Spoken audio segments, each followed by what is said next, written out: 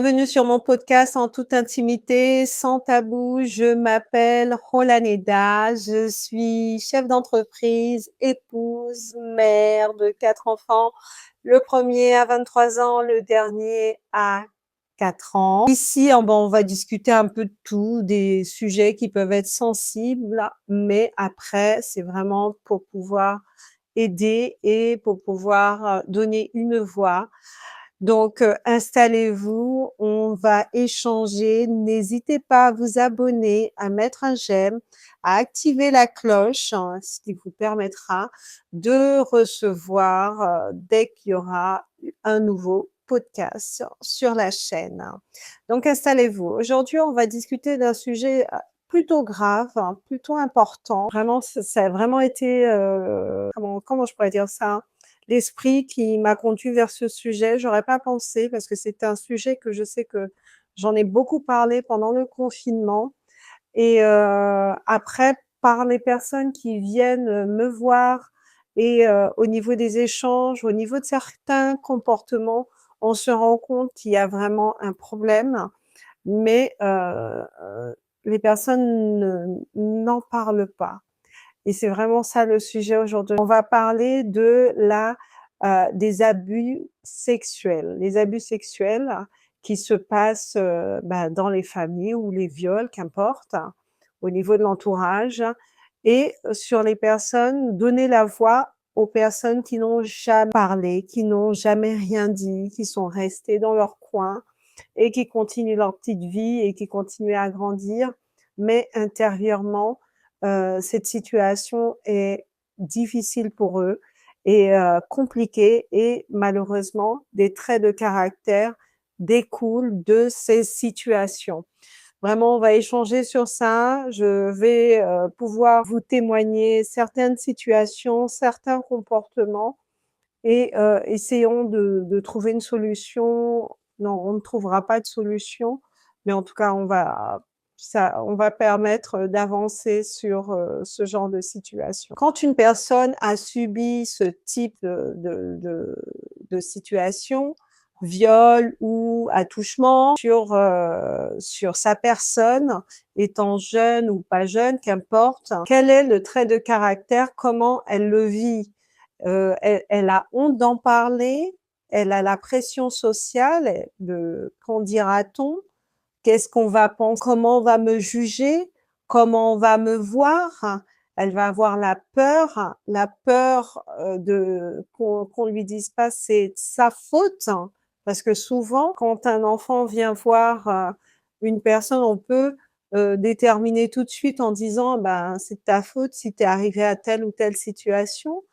Le trauma intérieur qui est derrière tout ça, le trauma, parlons-en, les comportements qui vont en découler derrière. Les comportements, ça peut être l'agressivité, tout changer, enlever sa féminité et devenir en apparence, ne pas laisser sa féminité apparaître, devenir vouloir montrer qu'on est un garçon, mais on n'est pas un garçon, dans sa façon de parler, dans l'approche autour d'elle qu'elle va avoir, ou lui, parce que faut se rendre compte que il y a autant de victimes femmes, jeunes filles, enfants, que garçons, hommes.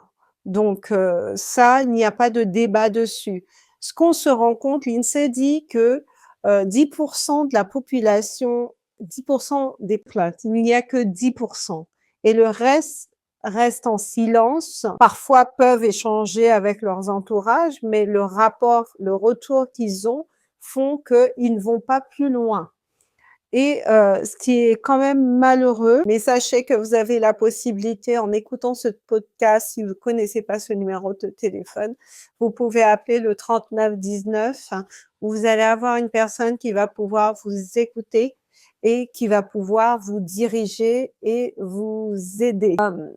Ayant subi de telles situations, je trouve compliqué de rester en silence, en fait. De rester en silence parce que ça ne va pas vous aider de rester en silence. Déjà d'être une personne normale, de fonctionner normalement sans traumatisme. Il se passe des choses dans notre pensée, dans notre façon de nous regarder, dans notre façon de nous voir, dans la confiance en soi. Donc quand ce genre de traumatisme vous arrive, ou m'arrive ou arrive à une personne de mon entourage, qu'importe, je me parle à moi-même aussi, c'est pas un jugement. Il faut vraiment aller vers les personnes compétentes, les personnes que vous avez confiance, demander de l'aide parce qu'il est important pour votre cheminement en tant qu'adulte, en tant que femme, en tant qu'homme, en tant que père de famille derrière. Vraiment, allez demander de l'aide. N'ayez pas honte de la situation qui vous est arrivée. Et c'est vrai que d'avoir ce courage de passer cette porte, de bouleverser cette porte et d'aller de l'autre côté et de demander de l'aide, de oser demander de l'aide, il faut avoir un courage énorme. Mais il n'y a que ça qui pourra vous aider. Parce que les personnes qui sont autour de vous, vous voient d'une certaine façon et ne comprennent pas forcément. Ils peuvent juste se dire, ah ben, c'est juste un trait de caractère, un tel, il est comme ça, il est comme ça. Mais en fin de compte, on ne sait pas ce que vous vivez. On ne peut même pas imaginer ce que vous avez vécu. Donc, il y a que en parlant, bien sûr, avec des personnes de confiance et en allant vers les personnes compétentes qui pourront vous aider. J'ai des exemples. Dernièrement, je discutais avec une personne et j'essayais de lui faire comprendre que les traumatismes que tu as eus dans ta jeunesse, que tu as ramenés dans ton mariage, tout ton mariage, tu l'as vécu de telle façon qui fait que, à un moment donné, il faut une réparation. Et sans une réparation, tu ne sortiras pas de cette situation. Tu resteras malheureusement dans cette tristesse, dans cette peine que ton cœur est tellement blessé qu'on ne peut rien te dire. Et je me suis rendu compte que quoi que j'essayais de dire, elle n'était pas prête à dire ou à se confier pour savoir ce qui s'était réellement passé. Parce que vous pouvez avoir une personne dans son mariage qui est colérique, qui est agressif, qui parle mal, qui se comporte mal, qui perd sa place de femme parce que elle est complètement désemparée, elle est blessée tout simplement. Et c'est vrai que de lui faire entendre sa situation, si elle-même elle se levait pas pour se sauver de cette situation, que personne pouvait l'aider. À un moment donné, je m'en suis voulu parce que je me suis dit, j'écoute beaucoup d'autres personnes que j'aide et que j'accompagne et que c'est compliqué de voir que même de ma part, elle n'est pas prête à entendre. Et c'est vrai que moi, je me souviens que quand je suis rentrée dans mon mariage, je me souviendrai toujours. J'étais en voiture, j'ai dit bon, chérie, j'ai un truc à te dire. Euh, il s'était passé ça, ça, ça, ça. Et mon mari n'a pas trop compris pourquoi je lui racontais quelque chose qui avait ni queue ni tête pour lui.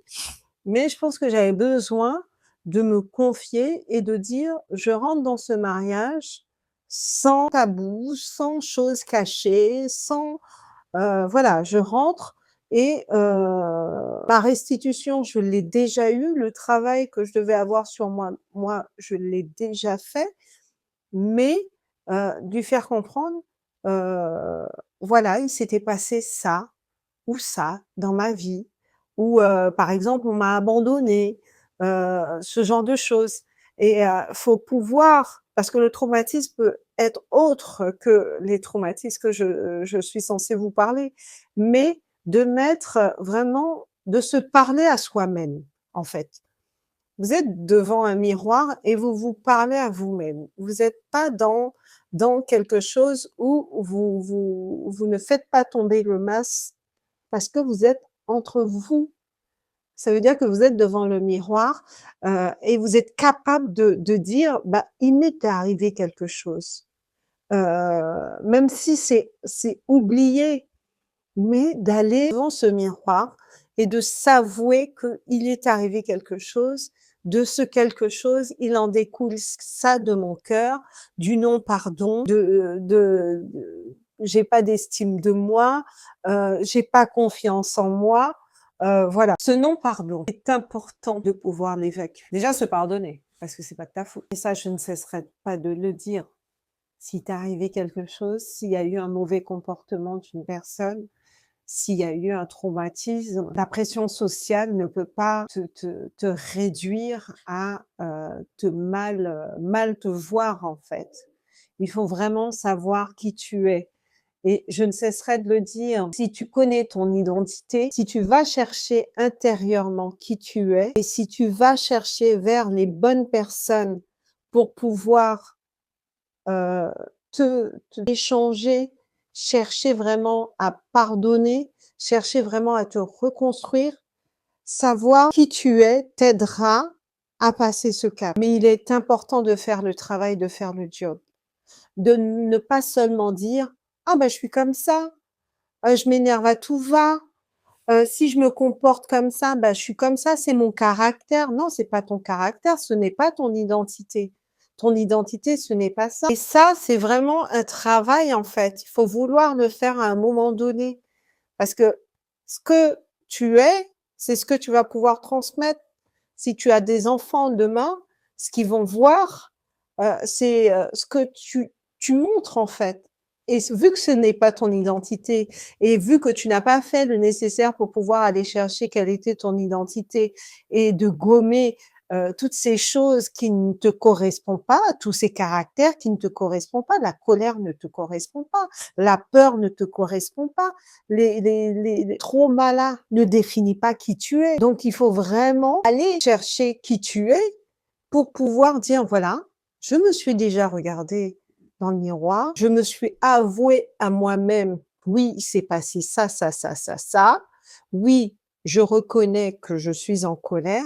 Oui, je reconnais que j'ai honte de cette situation, mais je reconnais aussi que je dois avancer. Vu que j'ai fait une évaluation de toute cette situation, je dois changer d'attitude, grandir, demander de l'aide, échanger avec d'autres personnes pour m'aider à passer à une autre étape de ma vie parce que j'en ai besoin, parce qu'il y a que ça qui m'aidera à me construire et à être un exemple pour mes enfants. Et moi, je peux vous dire que j'ai 4 enfants, hein, mais j'ai une fille. Et quand je vois ma fille, je me dis waouh, mais qu'est-ce qui s'est passé?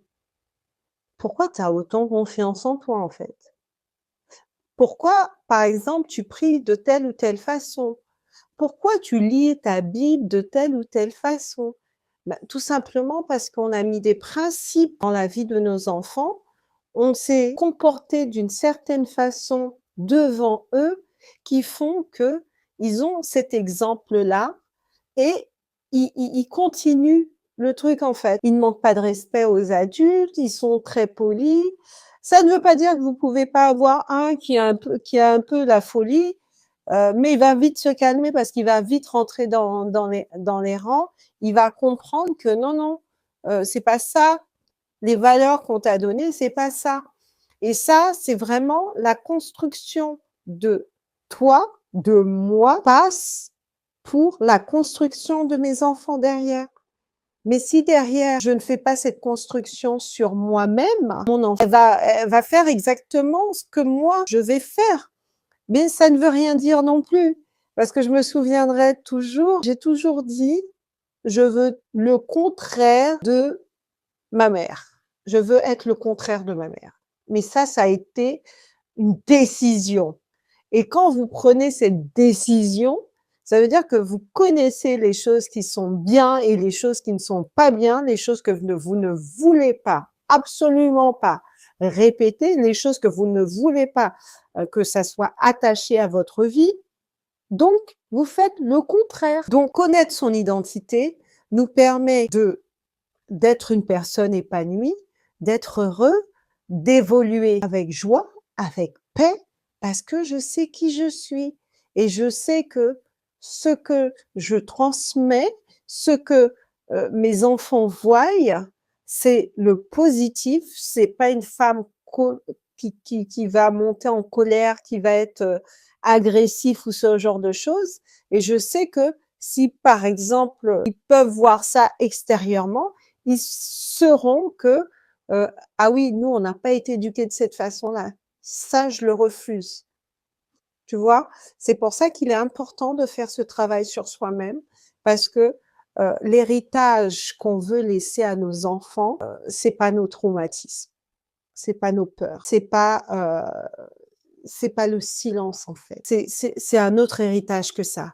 Et ça, il faut vraiment travailler sur soi-même. Il faut, on a un temps limité.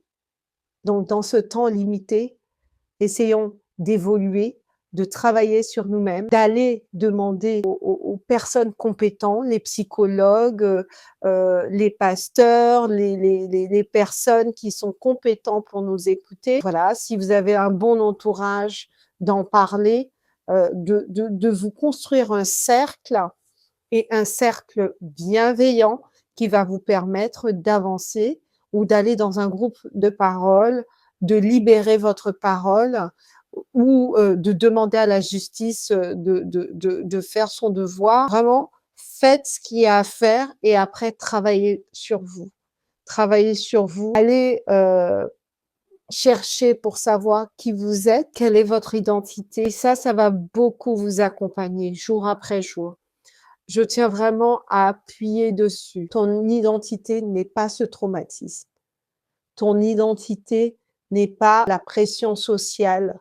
Ton identité n'est pas la peur. Ton identité n'est pas les traumatismes. Ton identité n'est pas cette chose qui t'est arrivée. Ton identité est d'être heureuse, d'être épanouie, d'avancer jour après jour et de te construire. Bien sûr qu'il y aura des épreuves, mais cette situation doit pas être en dessous du paillasson. Tu dois pouvoir le regarder face à face et lui dire mais je vais te détruire en fait. C'est bon, tu t'en vas et je pardonne parce que je ne porte plus ce fardeau tellement lourd sur mes épaules qui est tellement lourd. Je dois avancer et ce n'est pas mon identité. Et tu verras que jour après jour, peut-être que le premier jour ce sera difficile, mais jour après jour, tu verras l'évolution. Tu verras que, bah, en fin de compte, les choses qui te faisaient mal, les choses qui te retenaient en arrière ne te retiennent plus en arrière. Donc, merci d'avoir suivi ce podcast.